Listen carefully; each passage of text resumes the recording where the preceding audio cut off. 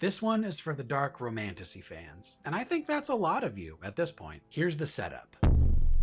Melody's life is defined by captivity. She is shackled to a ruthless magic harvester who wants her rare gifts. But she escapes, and is almost immediately recaptured by a fey warrior named Riven, who drags her into the shadowy court of the Two Moons, which is ruled by the Dark Lord Carrion, a fallen angel. He is cold, cruel, and magnetically compelling, as Dark Lords tend to be, I guess. Melody finds herself enslaved again, and while navigating a complicated pull between Riven and Carrion, her dormant powers begin to awaken. Meanwhile, a prophecy binds itself to her soul, armies begin to move, and shadows are threatening the world. And it emerges that Melody is the last silver elf, which matters because only a silver elf can kill an immortal angel.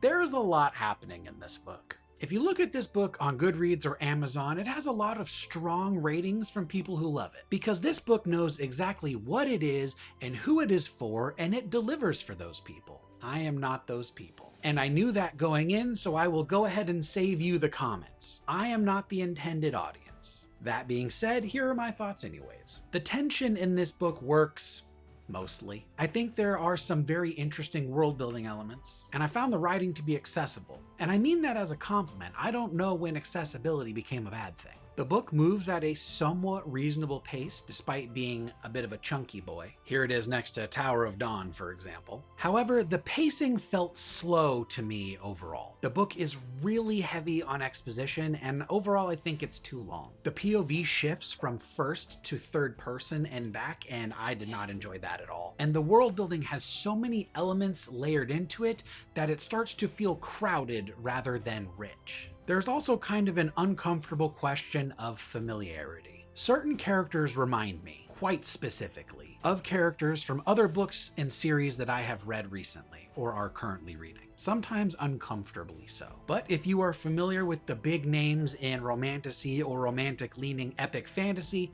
you will probably clock what I'm talking about.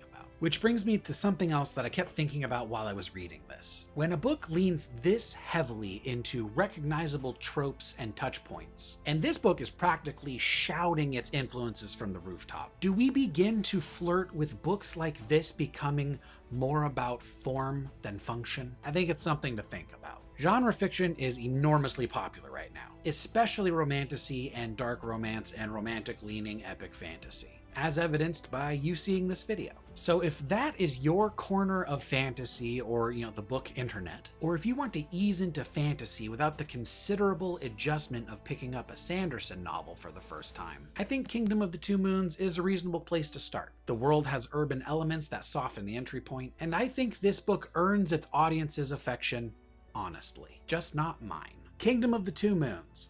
Not for me, but might be for you. Only one way to find out. Bye.